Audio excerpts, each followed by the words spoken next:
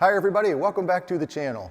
Go ahead and put this video on pause, grab your favorite drink, grab some snacks, because we're going to talk about a lot of different topics today.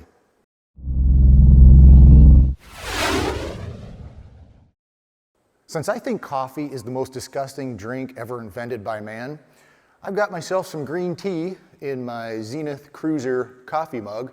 Now I've got a lot of these coffee mugs with a lot of different airplanes listed on Zazzle.com. If you go to Zazzle.com and in the search box type aircraft stickers, all one word, you'll see the page with all the different coffee mugs I have if you want to pick one up for yourself. I literally make like $1.50 when I sell a mug, so I'm thinking if I could sell like 30 or 40,000 of these, I'd have enough money to buy an engine for my Super Duty. Now I did not film anything at Oshkosh this year for a couple of reasons. First is that with my dad and I flying the Cruzer, with some baggage and with some fuel, we're pretty much at gross weight. And this is all the camera equipment I have that I would need to take with me, which probably weighs, I don't know, about 10 pounds or something like that. But 10 pounds when you're already at gross is a lot of weight. Also, I don't have a laptop computer, so once the memory cards get filled up with footage, I have nowhere to download that footage, which means I can't film anymore. So I just figured I would skip the filming part and just enjoy myself for the week. Now on Tuesday at 6 o'clock at Oshkosh, I had like a little kind of meet and greet at my airplane, just to give me a chance to meet some of you guys, for you guys to say hello, and if you wanted to take a look at the airplane. So I think there was about 25 or 30 people that kind of trickled in and out for about an hour. And that was really cool for me to get to meet some of you guys.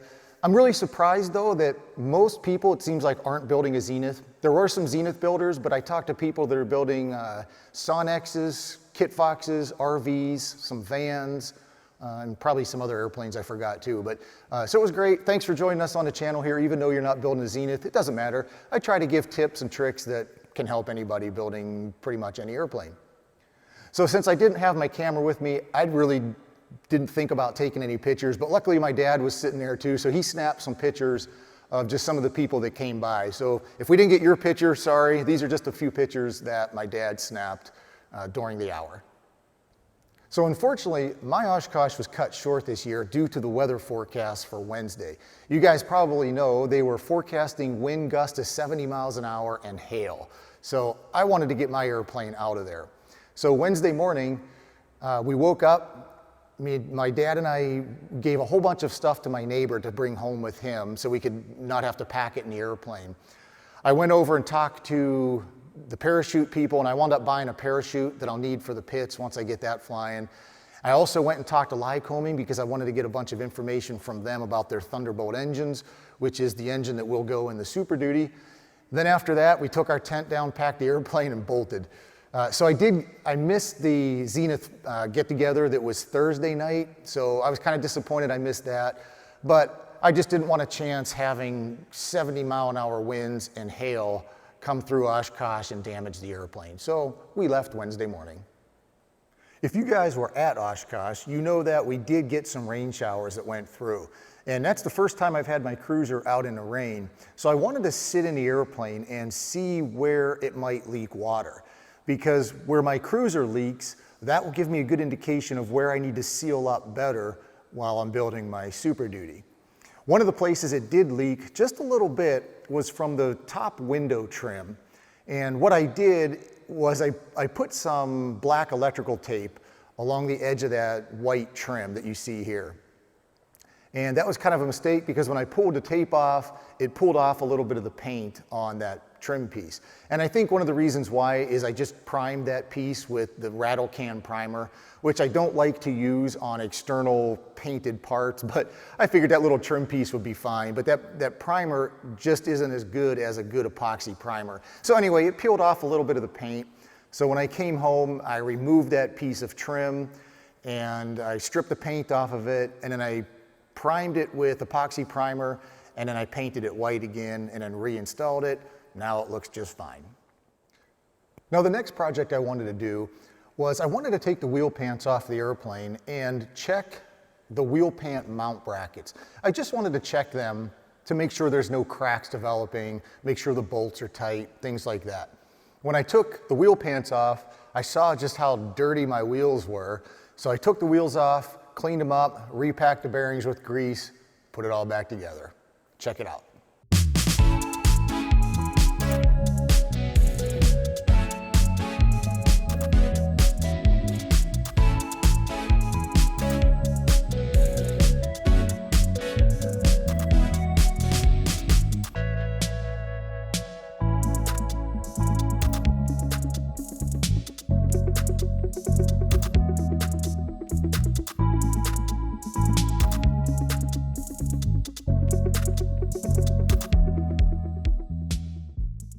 Well, I did both sides. The wheel bearings are re-greased, and when that was done, I cleaned up the wheel pants, put those back on, repolished the washer and the bolt, and finished the installation of the wheel pants. Now for the next update, we are back to the throttle on my Zenith Cruzer. I actually removed the new throttle I put in and reinstalled my original throttle. If you are just joining the channel, I made a video a while ago about this throttle, and the thing I didn't like about this throttle is how it locks here. This is a friction lock. When you loosen it, you can move the throttle, and when you tighten it, the throttle is locked. Now the problem is, every time I wanted to move the throttle, I have to unlock it, move the throttle, and relock it. Ideally, I could find a position here to where it's tight enough to hold it in place, and I can move the throttle without having to change the tightness on here. Unfortunately, with the UL Power engine, there's a return spring on the throttle body that is so strong that when the engine's running and vibrating, unless you have this completely locked, it'll always kind of pull the throttle forward like that. So I didn't like that, so I replaced it with a throttle that has a button right here that you have to push to move. And it was vernier, so you could change the throttle by unscrewing or screwing in the throttle, which is a feature I had in my Mooney that I really liked.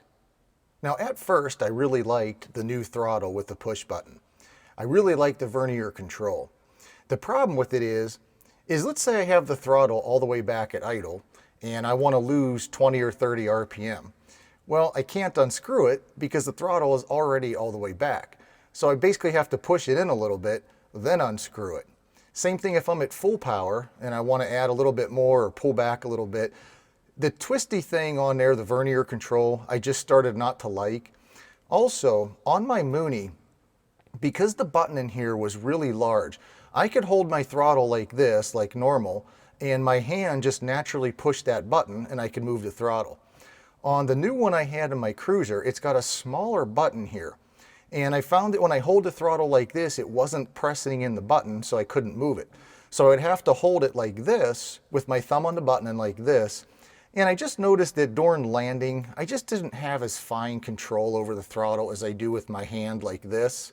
So I was debating for a while on whether or not to put this old throttle back in.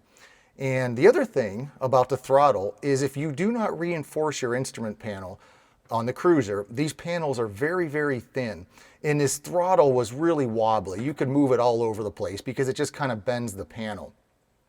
You can see now that I have a reinforcement plate on my panel, and that really stiffens up the throttle. It's very stiff now, and it doesn't bend the panel when you move the throttle. I really like this a lot better. I'll show you how I made that reinforcement plate. And before I make any kind of bracket or something out of aluminum, I first make it out of paper or thin cardboard. So I cut a piece of paper out here and bent the bottom 90 degrees because I wanted to rivet on the bottom. And I made a couple versions and finally got it perfect, as a perfect fit. So I made one out of aluminum. Once that was trimmed properly, I painted it black and installed it. Now remember before I said I bought the black screws at Oshkosh, not really needing them for anything, but I figured I'd just buy them because who knows, I might need them sometime. Well, I was planning on just riveting this piece to the panel, but I figured over here, I might as well use these nice black screws that I got because I can get to the back of the panel and put nuts on them. These two right here, behind the panel, I have the backup battery for the EFIS and then an avionics rack mounted there. So I couldn't get back here to put nuts on, so I just used rivets there. But anyway, that is my reinforcement panel.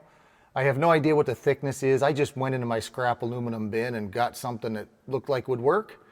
And it really does work nice. And actually you can barely see that it's on there. Now when I returned home from Oshkosh, I had a few days here with my dad, and that's when we did the wheel bearings and things like that. Then I went away for 6 days to Las Vegas for airline training. I got back yesterday, and now I have 5 days off, and I'm really motivated and really excited to get back to work on the Super Duty. Now I've had a whole bunch of little things that I needed to get done on the Super Duty that I didn't really feel like doing, so I've just kind of brushed them aside. Well, I finally listed all of those little items on a whiteboard, and I'm going through now and just knocking them off, checking them off the whiteboard, and getting things done. I really want to make some good progress on this airplane now. One of the things I finally got done was to get this stiffener riveted in place here. That just stiffens the floor up a little bit because this was kind of moving and vibrating a little bit, or had the potential to vibrate. And I've got an antenna mounted there. I have one mounted on that side. And if we look on the bottom, there's the antenna there. And you can barely see it, but there's the other one mounted over there. So those two antennas are mounted, that is done. I am finishing up the installation of the fuel lines, and it's going a little bit slower just because I am making a video on how I'm running the fuel lines. So I just have to run the one that goes from right down there, it goes up here and up there. This is where it goes to right here. This is what feeds, or the wing feeds in here and it comes down. So anyway, I just have to finish installing that one and I can put out the video on the fuel lines. It's pretty simple. There's nothing real fancy about the fuel lines, but that is almost done. Once I do get those done, I can probably get these pieces here riveted on. I do need to add like the pitot and static lines and stuff behind there, and that side will probably have some wires going down it. One of the things I want to work on is getting the autopilot servo mounted. I'm going to mount it somewhere back here, and that will move the ailerons. I still have no idea how or where I'm going to mount the elevator servo, but if I can get that one done, that's a big step completed. I have the gasculator mounted on the firewall now. I'll talk a little bit more about that in the fuel line video. And then if you were paying attention when I showed that clip of me painting the Cruzer trim white, I painted 3 pieces. One of them obviously was the trim piece from the Cruzer, and these 2 pieces I finally got painted white. So those are clecoed in place right now. I just want to put a bolt through here to make sure the hole is lined up, and then I can rivet these pieces to the firewall. So that was kind of nice to get those done too. Another thing I want to get done is I want to get these parts painted. They get painted green, the same green as the interior. These 2 go on the back roof on the inside of the airplane, and these are my cargo doors right here. So I'd like to get those painted and installed. I was going to paint today, but it's been kind of a really humid, hot, muggy day, so I'll paint them another day. I got out my instrument panel because pretty soon I would like to get the cage reinstalled in the fuselage. And so I got this out because I'm starting to kind of think about running electrical wires and mounting components and stuff. So I kind of wrote on here just some of the labels and things. I've started labeling some of the switches. And what's kind of interesting is I have an avionics master, my light switches, and then when I was designing the panel, I thought I had something for these 2 switches, and then these 2 were just going to be spares. But I can't remember what I had in these 2 holes here. I think I have all the switches I need. There will be a couple more that I'll show you in a second that go into the center console, but I am going to put in an avionics master. Dynon indicates in their installation manuals that it's okay to have all of the avionics powered up during an engine start. I'm not sure about the Garmin GPS that goes here though. But the other thing I like about having an avionics master is that if I ever smell electrical smoke, I can just turn the avionics off and that turns off all the electronics, and then I can kind of figure out basically what's burning. So anyway, the avionics master here, my light switches, I'll figure out what goes here. If nothing goes there, then I'll just have them all 4 as spares. I've got the mixture control. All of these will be circuit breakers, which I'll figure out and label later. Then I have a cabin heat defroster, my other throttle, and then I have my autopilot disconnect button up here, my panel mounted USB port for the dynos. Over here I have the ELT remote, and I don't know why I didn't think of this earlier. If I could do this again, I have a dimmer knob for the two dynon screens. It's exactly like this, and it's getting mounted in the center console. But if I would have thought of this earlier, I would have taken the dimmer knob and mounted it here so that these are perfectly symmetrical, and then taken the ELT remote, and I could have put that vertically right here. So anyway, I've already got the panel cut, so it is what it is now. So that's the panel, just kind of, like I said, kind of getting it labeled and thinking about what switches go where. Here's what I'm thinking for the center console, and maybe some of the positions will change, but I'll have the key, a fuel pump, and a master switch. Then I have the parking brake, it'll be a push-pull, and then the dimmer control there. So those will be positioned here. And if you remember from a previous video, I'll have the intercom here, and then another smaller dynon screen there.